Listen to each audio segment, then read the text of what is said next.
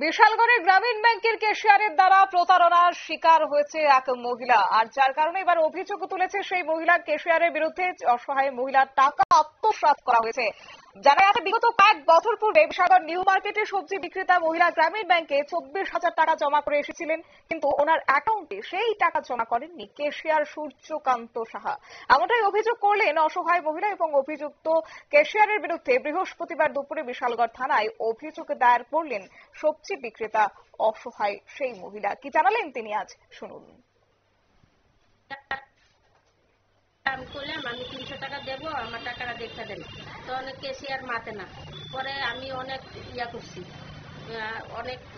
আমার টাকা দেন দেয় না।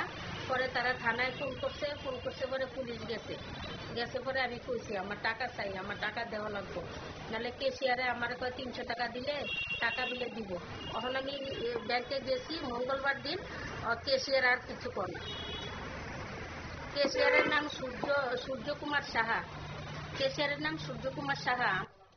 আপনারা শুনলেন সেই প্রতারণার শিকার হওয়া মহিলার অভিযোগ, এবং তিনি আজ তার বিরুদ্ধে মামলা দায়ের করেছেন। জানা গেছে বিশালগড় ত্রিপুরা গ্রামীণ ব্যাংকের ক্যাশিয়ারের বিরুদ্ধে পূর্বেও অনেকের টাকা আত্মসাৎ করার অভিযোগ উঠেছিল বিভিন্ন মহল থেকে। তবে এখন দেখার বিষয় পুলিশ এক্ষেত্রে সেই ক্যাশিয়ারের বিরুদ্ধে কি ব্যবস্থা গ্রহণ করে।